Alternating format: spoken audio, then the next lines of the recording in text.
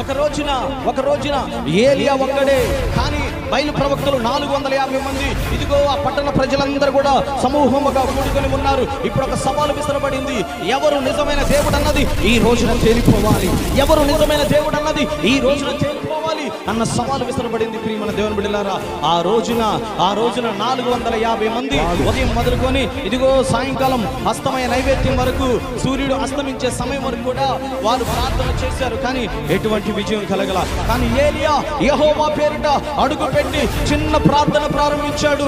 చిన్న ప్రార్థన చేస్తూ ఉండగా ఇదిగో ఇదిగో ఇదిగో దేవుని శక్తి బలముగా బలముగా బలముగా బలముగా బలముగా ఆ స్థలంలోనికి దిగి, దేవుని శక్తి బలముగా దిగి ఇదిగో ఆమేన్ అనకముందే, అతను ప్రార్థన ముగించబడక ముందే ఇదిగో ఆ కట్టెల మీద మాంసాన్ని అన్నిటినీ కూడా దహించి వేసింది. ప్రియమైన ఈ రోజున ఏలియా ఒక్కడే భయపడలేదు, వెనకడుగు వేయలేదు.